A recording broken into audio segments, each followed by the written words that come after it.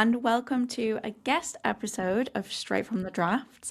And I am so excited today to be joined by, I'm going to say my friend, actually my sister's friend. Well, Harriet, you're now my friend too. I love Welcome that. to the podcast. Thank you for having me. This is a very exciting one because Harriet has just, spoiler alert, we're going to jump the gun and then we'll get into the story. But started working for herself. So we kind of half joked about doing one of these episode recordings, like as this journey started, and then we'll do another one in a year, which is a recap of like the first year of that. But anyway, I am giving away all the spoilers. Harriet, would you like to introduce yourself Of to the course. No, listeners? thank you. So I am Harriet. Obviously, like Nora said, I've recently gone self-employed. I worked in marketing agencies for nearly 10 years and have recently made the big jump to work for myself, which has been scary, but Woo! exciting. Very exciting. Have you landed on like a job title yet for yourself? Haven't, and I feel like it's all a little bit vague at the minute in terms of what I'm doing. Mm. So it's kind of flexing. Sometimes I call myself a consultant, sometimes I call myself a paid social specialist, sometimes I'm a mixture of both. But I've got some, like with some of my clients, I'm doing like more operation stuff. So it's all a little bit up in the Yeah. air at the minute. I think it's nice. You don't have to force yourself into a title. I think that was what's been driving me mad for the last year. Is like I don't know what my title is. Well, why we don't need one. Oh, literally just you can just do it and just do the job. And like I haven't even gone to market being like, oh, I can do ops. People have just come to me and once we got talking about marketing, they're like, oh, actually, can you help me with the more ops stuff? And I'm like, yeah, of course I can. So yeah, you just Love gotta it. flex it. You don't have to stay rigid, I suppose. Yeah, just taking the opportunities that sound good and doable. Yeah, exactly. Where would you like to start for your self-trust story today? Where do you want to take us back to? Honestly, I feel like I could ramble on and on. So I feel like I could start anywhere, but I guess setting the scene a little bit for my self-trust story. I am the classic high achieving eldest daughter, gold star girl. And I have literally lived and breathed that my whole life. I was constantly needing to get the best grades, be top sets for everything. And then that kind of passed on into my career. And I think that's a really interesting place to start because so many people feel like that as well. And I think you get so used to praise and productivity being the main things that you strive for. I think I saw someone mention not long ago about how we are so used to now having to be productive in everything we do. You'll be having a shower and you'll put a podcast on, or you'll be driving and you'll put an audiobook on because you feel like you've got to be productive all the time. So true. And I think sometimes we've built ourselves that kind of prison where we're constantly stuck in productivity, productivity. And me being that gold star girl, that has just become me, is constantly trying to be productive and strive for the next best thing, basically. Um, the self-trust story that I want to put out really is how I'm trying to pivot away from that gold star Yeah. identity and find myself again in the least cringy way. Part of because I'd been so focused on being a high achiever and having this productivity as my main focus in everything I was doing, that then as I left school and uni, that then went on to my job, and then I climbed really quickly through roles. My first role, I got a promotion every 6 months because I was pushing and pushing and pushing, and then I ended up being in a marketing agency in Manchester as a head of department at 23, and I was genuinely like obsessed with constantly getting progression, getting recognition, getting anything externally, anyone telling me I'm doing a good job. I remember at one point being offered a pay rise and I was like, yeah, fantastic, but have I done a good job though? Like, Yeah. Is does this this, because I'm actually doing really well? yeah, like I don't even necessarily want your money. I want you to tell me I'm doing a good job. And I basically, so I joined at 23 and I was at that agency for 7 years. So into my whole of my 20s, basically, was constantly trying to progress and constantly chasing achievement. And I think looking back, I'd built my entire identity around success. That was what it was. And I was always just focusing on that. And it wasn't until I was in that role, and I'd been in that role for quite a while, that I realized that actually I wasn't being fulfilled in the way I wanted to be. And it wasn't in terms of like I wasn't happy in the role, because I definitely was happy. But what had happened was my progression path had disappeared. And I felt a bit like I was just floating. I was in the same role for 6 years with no promotion, because that just wasn't, once I'd hit a head of department, that is where you go. So I'd ended up not I'm constantly striving to get recognition, and constantly then trying to do more to get more recognition, which just was never going to happen. And I think especially as women, there's a environment you can end up in where I think I realized that it wasn't really a fair race anyway. So even if I was going to win, it didn't really mean anything, and I probably wasn't going to win anyway. Yeah. But I ended up really stressed, and I was burnt out. And I think the more that I wasn't getting the validation and the praise that I wanted, I ended up trying to work extra hard to try and get it back. Yeah. And it was just crazy, like the impact on me, the impact on then my relationships, my friendships, my life. I was just constantly trying to prove something for what. And yeah. I think that story, there will be so many people out there that will resonate with that story of absolutely just working yourself into the ground just to try and get someone to turn around and say you've done a really good job. 100%. And it's exhausting. It's nice to hear a perspective of, like, it is really exciting that you've gone self-employed, and I'm excited we can talk more about that as well. But it's nice to hear a story where it's like the reason wasn't because you had like the boss from hell, or there was like some horrendous experience. It's actually more personal than that, and a bit more complex than that. And actually it's more about you than it was about them. Yeah, and I think at the time I very much got caught up in, oh, this person said this person's doing this is happening. And it wasn't until I kind of looked back, I think, yes, those things happened, but a large part of why I was so unhappy was because of me and because of what I needed, not necessarily the actions of other people. And I am one of those people that will really stick in something to try and make it work for probably far too long. And you've got to do something to get yourself out of that. And having that realization was massive for me. I actually didn't have that realization until I got diagnosed with endometriosis last year. And when I was speaking to the doctors, so endometriosis is a large part of it is inflammation, which then causes the pain.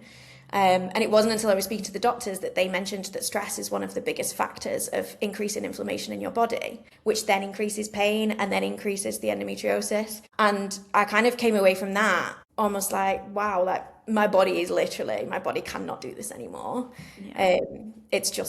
It's not something that I can keep doing forever. And I'm not happy either. My body and my brain are both like, please stop. Yeah. Which is a really strange realization to come to be honest. It is. And it's hard. It's almost hard to go against, like, as you were saying, you're wired that way. You've always been wired that way.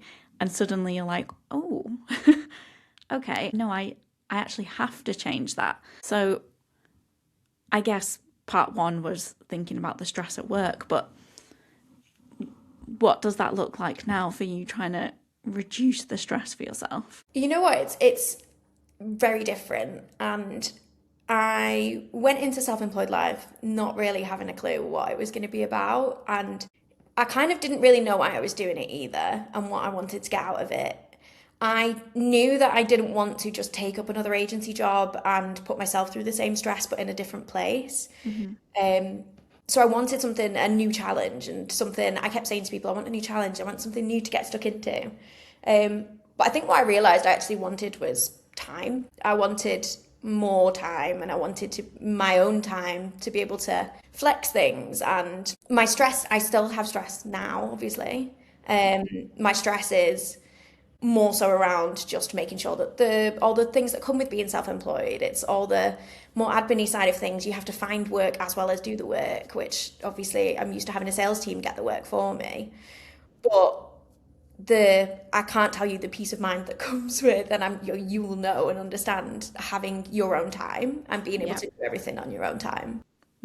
Just that space in the Yeah. day. And I think from working a 9 to 5 for so long, you really forget. I mean, you don't even know. It's not that you forget. You go from school, you go to uni, you get a job. You're so used to that that now being able to go to the gym in the middle of the day when it's quieter is a luxury that I will never take for granted, I promise. Yeah. Yeah, that's the thing, isn't it? You're like, nope, we will forever be grateful for this. It's not going to become the new normal. Yeah, literally. I think the biggest thing for me has been being self-employed brings challenges around that gold star mentality. It really pushes that because in my role, I can't get progression now. Yeah. There is no one telling me I'm doing a good job. There is no progression plans, there's no skills matrix, like all the things that I'm so used to having so set out. I now just have to trust myself. And that has been perhaps the biggest awakening in the like since I've gone self-employed in the past couple of months. Yeah, it's the biggest challenge of like, oh, you're looking for validation and someone else to say you're doing a good job. Oh, do you know what I'm going to do? I'm going to remove all of that completely. I'm going to go cold turkey. I'm on my own. Yeah. Well, Yeah, you've put to yourself try and into Gold Star Girl rehab by going self-employed. literally, that is what I've done. There are no gold stars on offer. It's really strange because, like I said, I've been so motivated in that way for so long, um, that now I've actually found myself a routine that I feel like really works for me. Nice. Now it sounds super cringy, but rather than getting gold stars from people, like external validation, it's now I'm focusing more like on me and internally giving myself a gold star, Yeah. which is really nice. It is nice. And like, it's not silly at all because I have started implementing a sticker chart for myself for when I get my 10,000 steps in a day because for such a long time, I have, it could be 3, 4 days of me not leaving the house, which is terrible. Like, it's not a good place to be in. And I've got no excuse because it's not a time issue, it's just a laziness issue. So I have a physical sticker chart now because I need that little dopamine hit and no one else is giving it to me. So I have to physically give myself a sticker. I think that's like that, and that's completely fine. I think understanding it's the self-awareness, right? And it's understanding what you actually need and how can you then use that to make your life better. And I think sometimes we overcomplicate things because life actually is really short. And I think, again, it sounds super cringy, but the older I'm getting as well, the more I'm then like, wow, I'm not even in my 20s anymore. Like my 20s have gone now. Um, and you've got to just understand the way that your brain works and then do the things that make that the happiest. And for me, that wasn't chasing validation from other people that actually I don't know why I was caring so much about getting validation from them. Yeah. And we all have to go through that. I think we Yeah. have to realize you got to work hard for the thing that you think's going to make you happy to achieve it, to go, oh, now I'm not happy before you can find what the real source of happiness is. Yeah, and I think I was speaking to one of my closest friends last week who is a children's nurse, and she is incredible. She is one of those people who does all the specialist training constantly. She wants to really make an impact in her community, and she really focuses on providing the best for the people, everyone deserves the best care, and she will really go above and beyond for everyone, and her job is her passion in life. And I was saying to her how my job, marketing is not my passion in life. And marketing is the thing that facilitates my life. Whereas to her, her nursing and her caring and all that, that is her passion. And that is, she really pushes for that. And I think it's completely okay. And no one talks about the fact that it's completely fine if your job is not your passion. And if your job just lets you live your life and your other passions, the two don't have to be the same thing. Yeah. And it's so refreshing to hear that from someone who's self-employed as well, because I think there's a real narrative, I think, around, like if you're in a 9 to 5, it's because you're building someone else's dream and it's very like blah. But then you've got your friend who is employed, absolutely living her passion, versus now you're self-employed and actually you're just seeing it as what it is and it's income. Yeah. And Look, I went self-employed, but I don't want to run a business. Yeah. I have absolutely no desire to run a business, to hire employees, I have absolutely no intentions of doing that. And I think once I'd come to terms with what I actually wanted and realized it isn't to work myself into the ground, trying to prove to myself that this is what I really want and this is what really excites me. Don't get me wrong, I'm interested in marketing. That's why I work in marketing, and I'd like to think I'm pretty good at it. But that doesn't mean that that is my passion. I don't wake up in the morning excited to be doing marketing. I wake up in the morning excited for my plans with my friends and family, or I'm really into health and fitness. I love going for a run or going to the gym, and that doesn't have to be a secondary that then gets put on the back burner because my job's really busy. I want Yeah. to flip the priorities slightly. Yeah. How long have you been self-employed, just for the, obviously, I know, but for the benefit of the podcast, just for Yeah, that context? yeah. So I've only been self-employed now for 2.5 months, so it's all relatively new. Yeah. So I might be completely contradicting myself in a year's time. I think it's really nice to say all this out loud and share it, though, at this point in time, because I completely agree with everything you're saying. It is absolutely throwing it down. I don't know whether that's coming through on the microphone, but the heavens have opened. um, it's really nice to say all of this out and like document how you feel and what your opinion is. And really do believe that it's going to stay that way. I think you've had that big enough sort of penny drop moment with the endometriosis diagnosis and all of that stuff to keep your focus and your priorities in quote unquote the right place, or at least the right place for you.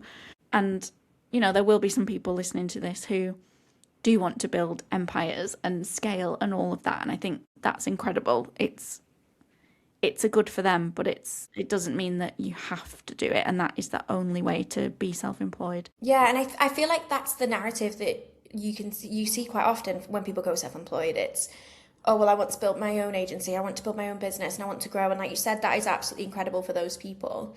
But that's just not me, and I've realized that I am really content earning enough money to live my life in the way that I want to live it, not necessarily managing loads of people and dealing with all that stress.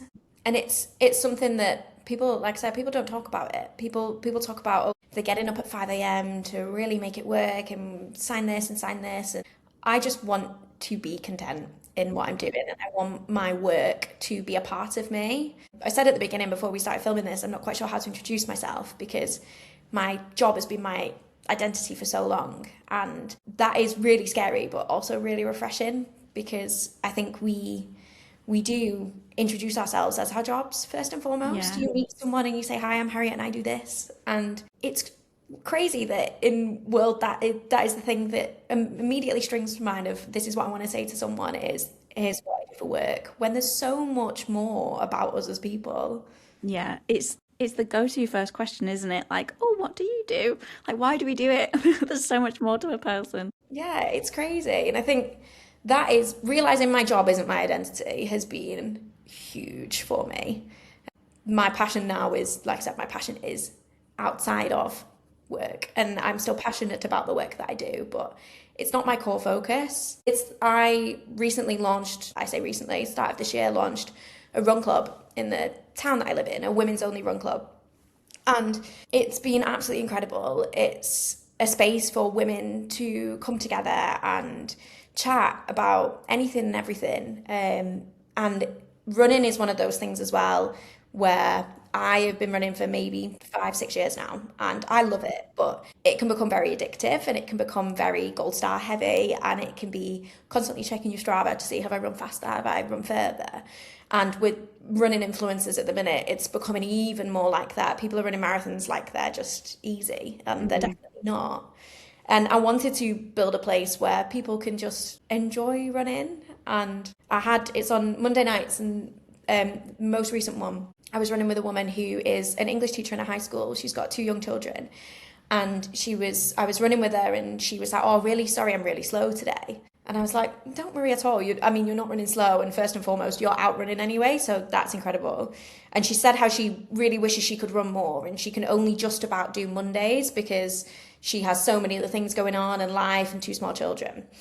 And we then got onto a whole topic about women's health and menopause and giving birth and periods and everything all within that. And at the end, she just turned around to me and she said, thank you so much. I really needed that. She said, this is why women's spaces are so important because I wouldn't have been able to have that conversation otherwise. And I think those things, I would never have done those things whilst I was full-time employed and completely burnt out. Yeah. So those are the kind of things I want to focus my energy on and really helping women and helping people in that space as well. That's so lovely. And the run club has grown. The community is huge now. It's Yeah, we incredible. probably average maybe 20 to 30 people each run on a Monday. Amazing. Just because you put out, was it a Facebook post or an Instagram post? Yeah, I just put like the local Facebook groups that everyone has. I just put a message in there asking if anyone would like to be part of a women's run club. And yeah, it's taken off since then, and it just gives women a space. It's absolutely fantastic, and I am a huge advocate for women, if you can't tell already, and women's health in particular. And I think there are not enough spaces. The further I've gone down my endometriosis journey, the more I've seen how much of a mess women's health and everything regarding women is in general anyway. So I just wanted to create a space where women could be open and feel like they don't have to compete with each other or with men. That was my goal. I love it. And I also really like that and let me sort of elaborate as I say this. I really like how the two things don't make sense together. Like it's not, you're a paid marketing expert, but you set up a women's only run club. Like the two things don't have to, be this perfect match and they funnel into each other beautifully and all the things. It's just like, nope, well, I'm good at that thing and I care about that thing. So that'll Yeah, do. and it's that thing of overthinking and stressing of, oh, well, I need to make this make sense. And like we were saying before about having kind of a brand identity and stuff. And it's just, we put so much focus on those things and they actually don't really mean anything when it comes to our lives. And I sound a really kind of cliche line, but I am not building my CV anymore. I'm actually building my life. And part of that is doing the things I want to do. I've signed up for the marathon next year, the Manchester Marathon, with my best friend because I want to run with my best friend, not because I want to hit an incredible time and I want to show off. It's because I want to just run with my friend. Like, Yeah. it doesn't have to be, everything doesn't have to have this massive kind of goal or objective or form part of this master plan. You just do what makes you happy. And Incredible, by the way. I did not think you'd be signing up for another marathon. yeah, I mean, after the last time was awful, but we'll see how this one goes. Amazing. I'll be cheering. If I am here, I will absolutely be on the sidelines. Thank you very much. For anyone that isn't aware, Nao is probably my biggest cheerleader when it comes to running any races. She's always like cheering me on. I try. I love there's something so I can't run for toffee, but I absolutely love cheering other people on running. It's such an emotional day. It's incredible. I always say if you want to see the best of humanity, go and watch a race. It could be a 5K, 10K marathon, whatever it is. People are cheering on strangers. And I know from running it myself, as soon as someone shouts your name, because you can see it obviously on your bib number, as soon as someone shouts your name, it actually genuinely does give you a massive lift. I mean, I cheer people on and I stand there crying my eyes out the whole time just because it just makes me emotional because it just brings out the best in people, and those kind of environments are absolutely incredible. I love it so much. Um, while we're on the topic of emotional cheesiness cheering people on, do you have a cheesy quote, life mantra to end today's episode? I do. I got two. I know that's cheating, but I got No, two. you're allowed. Um, my first one is nothing changes if nothing changes. And someone said this to me not too long ago. And it was when I was kind of in the pits in my job and I was sat there and it just really resonated because nothing does change if you don't do anything about it. And it was kind of one of those kickers for me whilst I was really miserable to be like, actually, what are you doing? You can't keep doing the same thing, working in the same place, trying the same things and not getting anywhere, and then complaining about it. And then my second one, which was my mantra more so for when I decided to go self-employed, is what's the best that can happen? And that's my 2026 mantra is what's the best that can happen, because we focus so much on the negatives all the time. And I think sometimes you've just got to manifest a little bit and focus on the positives rather than dwelling on everything. I am a stressor through and through. I stress about everything. So I'm really trying my best to focus on the positives instead. Thank you so much. I feel like you need your own podcast, not to add something to your plate. Add that to my mental list. Thank you so much for coming on. I feel like I personally just needed that chat with you today. Everything that you said, I'm like, yes, needed to hear that. I know that there will be someone listening feeling the same. So thank you so much for sharing everything and just having a fresh perspective on this self-employed world, because it is so needed, and I pray that never goes away. Yeah, no, thank you so much for having me. I love a natter, so I'll always be up for a natter, but I really appreciate you having me on, and hopefully someone can listen to this and think, oh yeah, maybe I am also spiraling in the gold star world. There's loads of us out there. Hopefully it helps. If you're based in the Northwest, I will link to the Run Club Instagram in the show notes in case you want to go along to that. And I don't know, maybe LinkedIn, is that the best place for people to stay connected with you? Yeah, probably. Probably on LinkedIn. You can see what I'm up to. Nice. Fabulous. Well, I hope you have a gorgeous rest of your week, and I'll be back with another solo episode next week.